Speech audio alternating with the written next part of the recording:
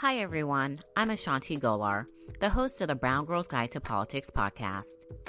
This podcast is all about amplifying the voices of women who are too often forgotten in media coverage. To listen to more episodes of this podcast, search for the Brown Girls Guide to Politics on Apple Podcasts, Spotify, or anywhere else you listen to podcasts. You can also find us on our website at thebgguide.com. This episode was produced as part of a 3-part series in honor of Native American Heritage Month and is featured here by Native Voice One, the Native American Radio Network.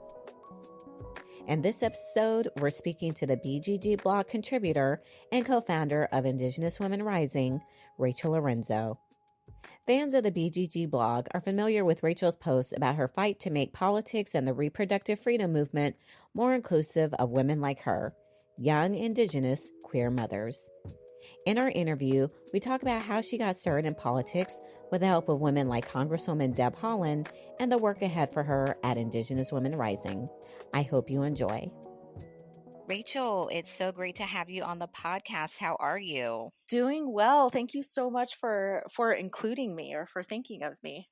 So what I want to start with is when we have guests on, I always look at their bios to see, well, what are they saying about themselves? And in your bio, you state, Rachael was not only raised on traditional values, but also on politics. And I love that. And it really intrigued me because we still hear so many people say that we didn't talk about politics in my house.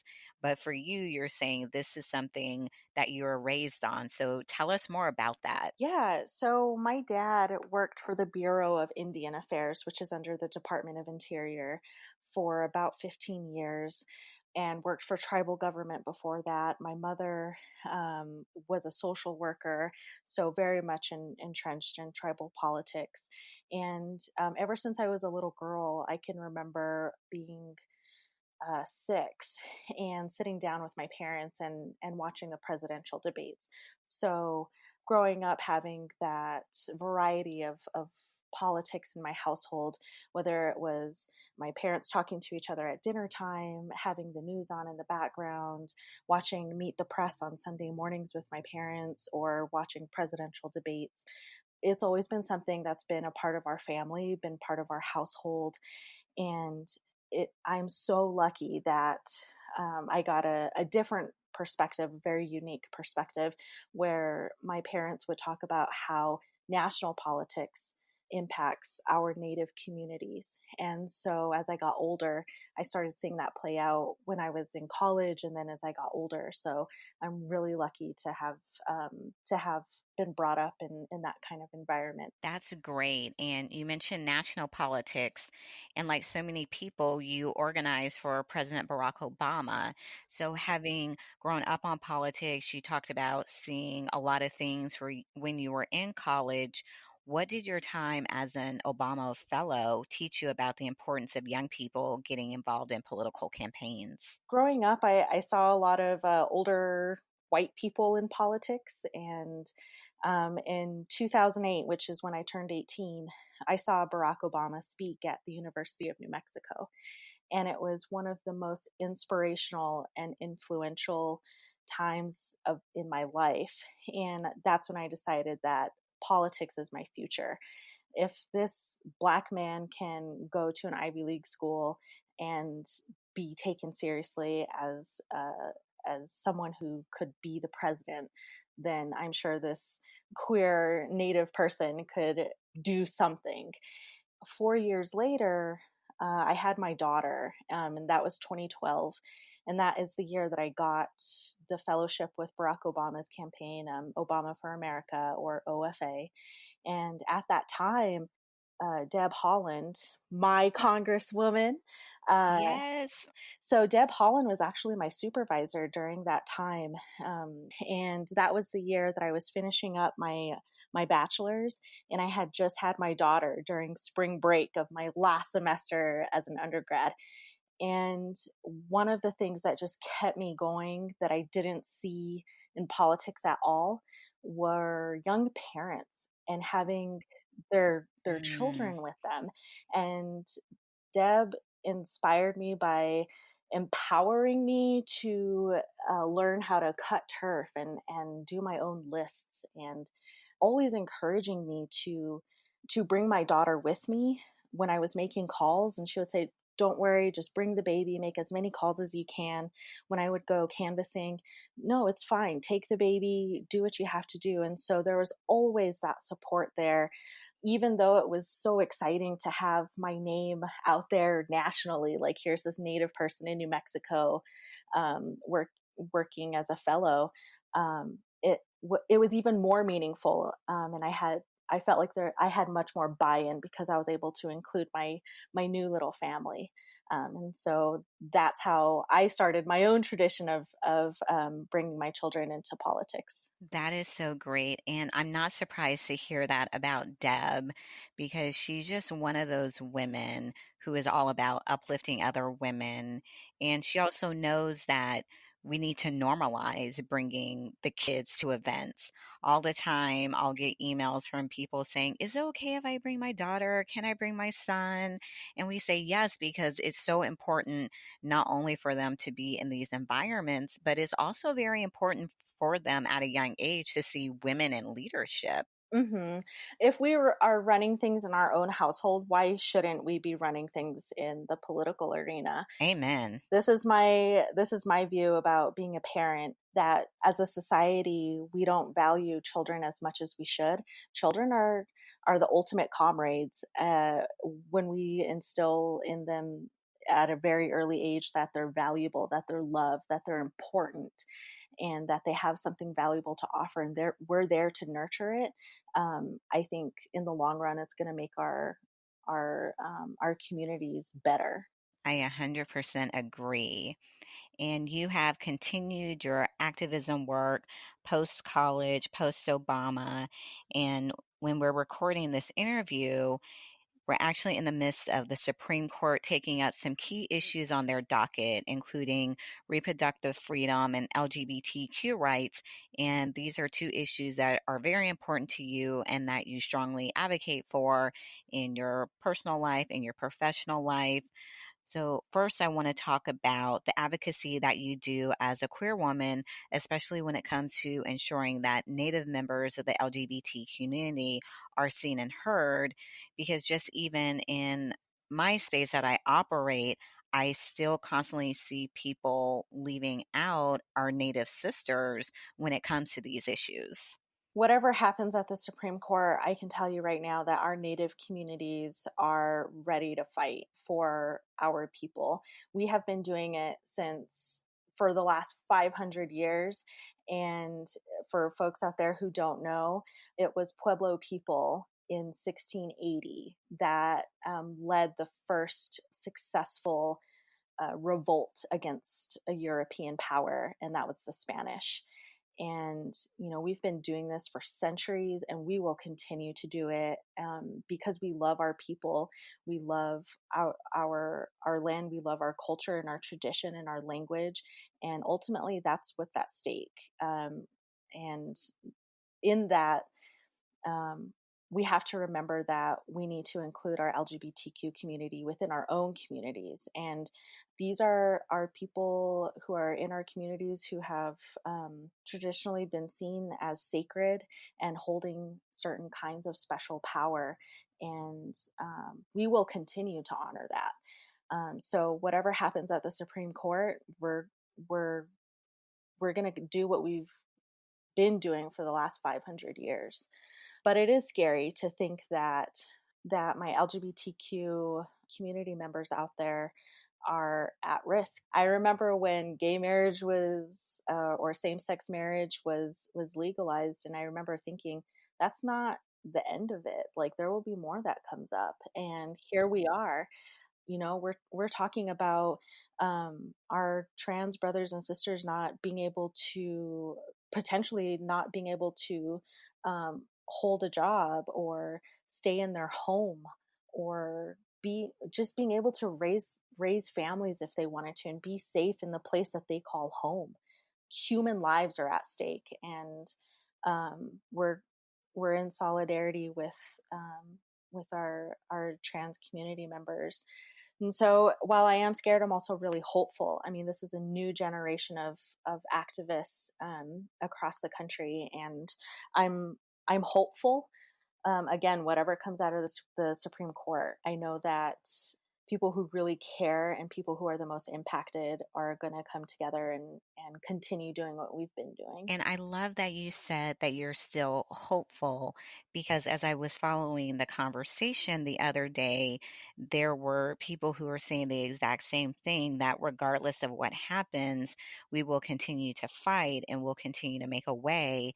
And even in this political climate, I love what Congresswoman Ayanna Pressley says is we can't let people take our hope and we're still able to find joy and live our lives the best way that we can. Yeah, absolutely. And as a light-skinned Indigenous person who is non-binary but very feminine presenting, like it is it is my responsibility to make sure, and it is especially white cis women's responsibility to ensure that we're helping create safe communities, and that we're not just allowing ourselves to find joy, but to make sure that not only are we creating safe spaces, safe communities for our most marginalized community members, but that we are giving them the space, that they are taking space to find joy themselves. And I want to be very clear that I may not live at all of the intersections that Black trans women are at, and that it is incumbent on of the people who don't live at those intersections, help create the safe communities that we need. Most definitely. And it's one of the things that I love about you is you always point out the intersectionality piece and the work that you do because I was having a conversation the other day and someone was just asking me about feminism and I said when you look at feminism because we're talking about policy and making it better for women is you have to look at all the angles. It just can't be oh this is going to work for women. It has to be how will this work for LGBTQ women, how will this work for Black women, how will this work for Native women, how will this work for disabled women, how will this work for women in rural communities. Even though we're all women, you still can't put us in this one box when it comes to policy solutions. Exactly. And it goes back to that old political saying, we're not one issue voters. Mm-hmm. We're whole people. I think our political system and our society is slowly but surely moving towards a place where we are seeing people holistically and not just as a certain sect of voters or special interest groups. So I have hope. This season, as we focus on service and ways to give back, we are partnering with Warby Parker. A collaboration between four close friends, Warby Parker was conceived as an alternative to the overpriced and bland eyewear available today. By circumventing traditional channels and engaging with customers directly through their website and retail stores, Warby Parker is able to provide high-quality, good-looking prescription eyewear at a fraction of the price. Glasses start at $95, including prescription lenses with anti-glare and anti-scratch coatings. For every pair of glasses sold, Warby Parker partners with nonprofits like Vision Spring so that a pair of glasses is distributed to someone in need because they believe that everyone has the right to see. To get started, head on over to warbyparker.com/BGG and answer a few quick questions using the quiz, and they'll suggest some great-looking glasses via their free home try-on program that are totally personalized to fit your face and style. I personally enjoyed the variety of colors available in many of the styles and how quickly they shipped.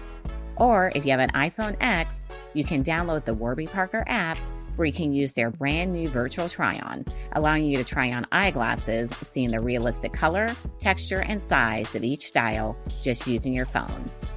Order 5 pairs of glasses and try them on for 5 days. There's no obligation to buy with free shipping and returns. Again, to get started, head on over to warbyparker.com/BGG. You are a co-founder of Indigenous Women Rising, and I'm going to read your mission because it's so important. Indigenous Women Rising is committed to honoring Native and Indigenous peoples' inherent right to equitable and culturally safe health options through accessible health education, resources, and advocacy.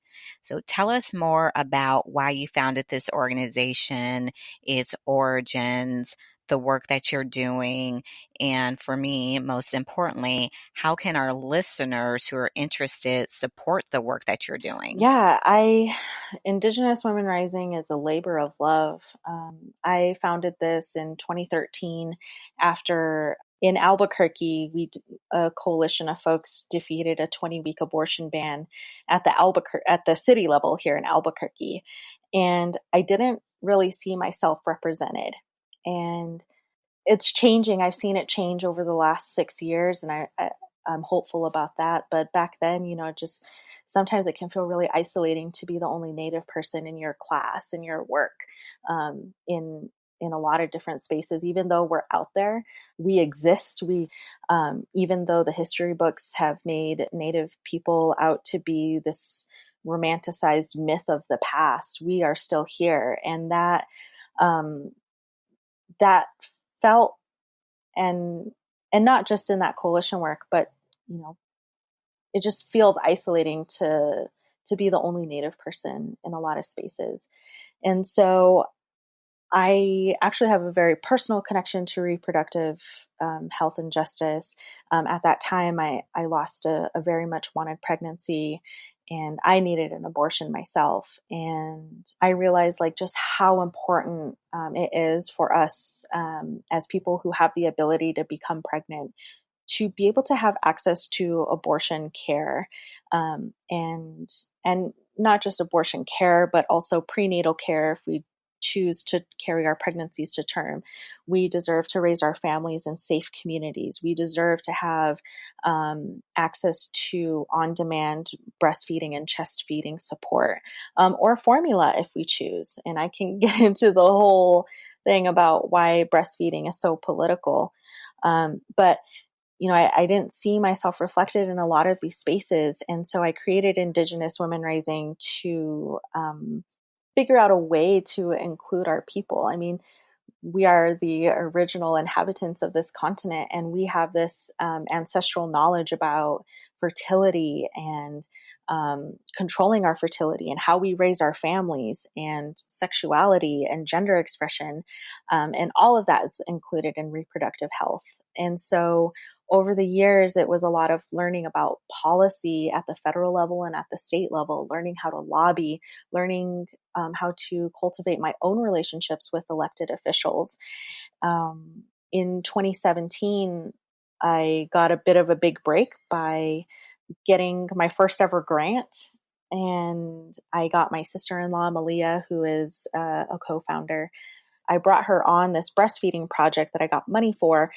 I grew up very traditional. My family is very traditional.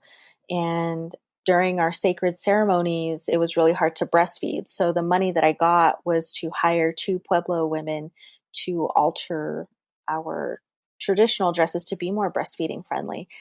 Oh, wow. That's so awesome. Yeah. And so this was our way of honoring the sacrifices that our people have made over the centuries, and creating something new that our people could use. And so we presented that project at a hackathon at MIT last year, and we won an award for our innovation, and I'm really proud of it. And so there was that breastfeeding aspect, and then the abortion aspect was always in the back of my mind. And I always had people asking, do you do abortions? And no, sorry, I'm not a provider, but I can tell you where the clinics are and help you make an appointment. And then some of the folks who had asked me for help, where can I get an abortion? I don't have gas money to get to my appointment. And then they get to their appointment. They're like, I don't know how to pay for this procedure, but I know I don't want to be pregnant. It's not a good time. I'm in a tough situation, whatever the case may be. And so last year we launched our abortion fund.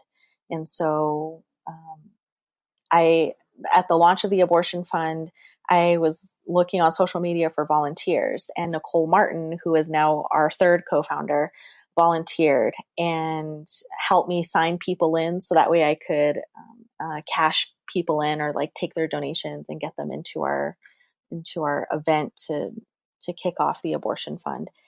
And Nicole was just super interested and motivated now as our sex education curriculum writer. And with the abortion fund, we help fund. We can't unfortunately pay for someone's entire procedure, but Native people who are pregnant, don't want to be pregnant, they call us. We help put money towards their procedure. We also help them with gas and food. We're helping folks all over the country, Wisconsin, Michigan, Florida, Arizona, California, New Mexico, Colorado, Texas. So those are primarily the states that we get calls from. We're just really proud of how far we've come. I get so emotional thinking about the work that we've done together. And so that's what Indigenous Women Rising is. We have our abortion fund, we have our birth and breastfeeding support, and then we have our sex education. And with our sex education, we are at as many events as possible. We have what we affectionately call snag bags. So they're paper bags that have condoms in them with directions on how to use the condom. If people request it, we show people how to turn a condom into a dental dam for oral sex on someone with a vagina. And we talk to young people about sexual health, about healthy relationships, about menstruation, any of these questions that they have that they may not feel comfortable going to a family member with, or they don't know who to go to. We do our best to make sure that they have the best, most medically accurate information possible so they can make decisions about their own bodies and their own relationships. Hopefully, we're informing a generation of young people to take pride in their sexuality, and their whatever it is that they're experiencing, that they feel empowered to navigate that and not be afraid to ask for help. So that's what we do. And your question about how listeners can support our work, go to our website, iwrising.org. We manage the website ourselves. We are on social media, Facebook, Instagram, Twitter. You can give to our PayPal, our Patreon. We have a fiscal sponsor, the New Mexico Religious Coalition for Reproductive Choice. You can donate to us through there. If you can't donate, that's fine. Share our work. Reach out to us. Ask us how you can let people know that we exist. If you live near Native communities, or you're in a Native community, you are a Native person, you want to figure out how you can help, reach out to us. Send us a message. Slide into our DMs on Instagram. We check them regularly. So folks who are out there, if you want to support monetarily, give to our PayPal, paypal.me/IWRising, or through our fiscal sponsor, or just follow us on social media and let people know that we exist and that we're a resource. I just love everything about Indigenous Women Rising, but it's how you talked about it being led by people in the community, which is so important. But with women, we see all the time that they start organizations because it's an issue that's important to them, that they're passionate about, and they really educate themselves on how to get it done. And so many women talk about how they're doing things that they didn't even know that they could do. When you're talking about lobbying and building relationships, so many people are, I didn't even know that this side of me existed until it really becomes time to be the ones to make the change in our community. So kudos on all of that. And for the women who are listening, where it's in the back of their mind, this issue is important to me. I've been wanting to do something in my community around it. What advice would you give to women who are looking to start doing work in their community around an issue that they care about? What's the biggest piece of advice that you can give out of everything that you've done with getting Indigenous Women Rising off the ground? I would say that some of the best successes that we've had have been because we've gone to our people and asked them, is this what you need? Is this something you would want? And I think it's amazing that folks out there follow their passion and you want to do something that you care about so deeply that you're connected to. But if you want to serve people, you have to ask them what it is they need. And as an Indigenous person, and being in politics, and my day job, I work in state government. Um, Government, federal law, or federal politics, state politics, it's pretty paternalistic. I mean, these structures are saying this is what you need and this is how we are going to deliver it. This is how we are going to distribute the money, and this is how we're going to tell you how to spend the money that we give you. As Native people, we operate from a much more holistic perspective, I think. And the work that we do, we're guided by our traditions and by our elders and their knowledge. And so the biggest piece of advice is it's hard and it's scary. I'm not saying this is easy by any means, but ask your community, I have this idea. Is this something that you would want, that you would find value in? And that is not only a way to make sure that your idea is successful, but that you're building genuine, long lasting relationships. Because if people feel like, yeah, this is something I can buy into, and they feel like they can get involved somehow, and it's really your own people who are your advocates. They want to be on your side. They have something to gain from your amazing idea, but it should be community led. So yeah, that's my long roundabout way of saying, that for us, that's been our the foundation of our success, is asking our people, what is it that you need and how can we help in that way? That is really good advice. And I hope that our listeners who are thinking about getting something off the ground will definitely take it to heart and just go get it done and make a positive impact in their community. So I want to veer back to politics and the election cycle, because the 2020 election cycle is underway. Given the work that you did in New Mexico, organizing the Indigenous community, what advice do you have for the presidential candidates when it comes to better engaging, in particular, the Native LGBTQ community? I would say that even though, we have over 560 federally recognized tribes, also understand that we have a lot of Native and tribal communities out there who are not recognized by the federal government that still exist. Whatever state you go to, look up, number one, whose land are you on? What tribes exist in the state that you're visiting? Invite them to your events, or go to them, better yet. Ask for permission to have a presence in a tribal community, and make sure that whatever you're putting out to the public, whether it's your literature, your social media, make sure that you create space for our LGBTQ community members. We want to be involved. We're not that different from cis heteronormative people. Just create space for us. Let us know that we're welcome. In Indigenous Women Rising's community advertisements that we've had over the last couple of years, we always make sure that we say queer families are welcome. Taking those steps to educate yourself on whose land are you on, what tribal communities exist in the state that you're visiting, how can you carve out time.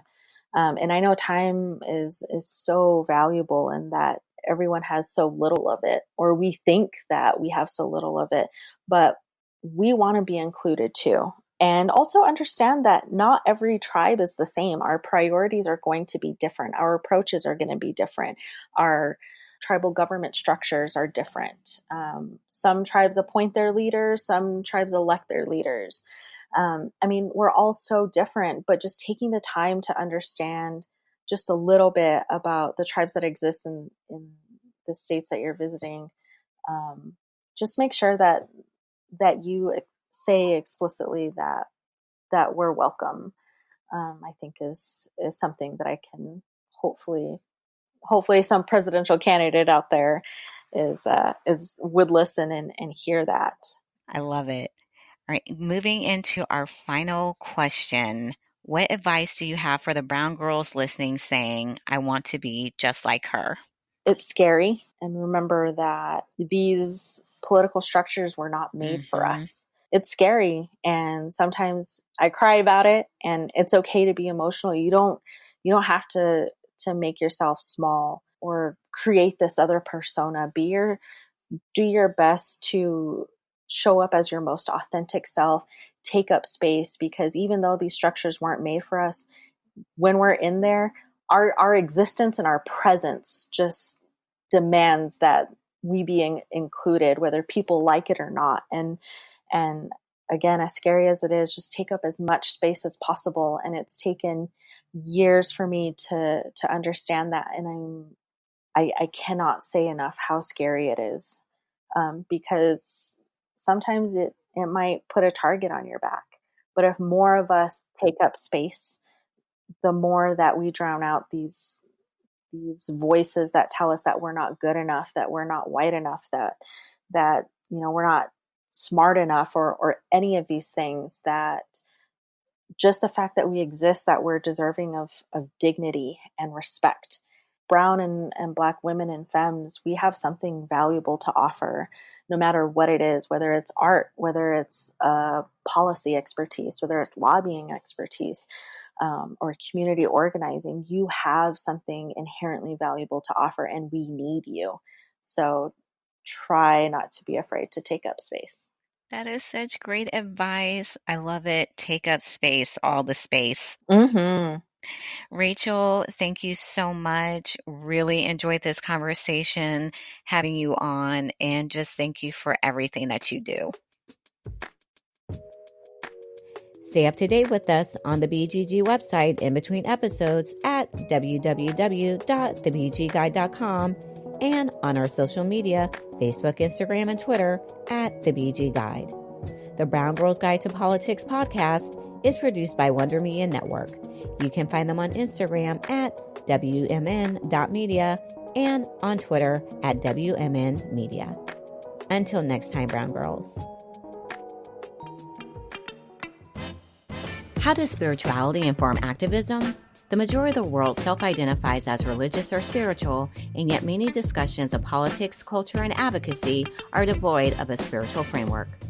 A new podcast called Spirited is changing that by speaking with leaders and activists from diverse backgrounds about how spirituality informs their practice and advocacy. Host Dr. Simranjeet Singh speaks with influential leaders such as Congresswoman Ilhan Omar, comedian Hari Kondabolu, and Serene Jones, the president of Union Theological Seminary. They discuss how their philosophy and spiritual teachings inform their modern-day activism. Listen and subscribe to Spirited wherever you listen to podcasts.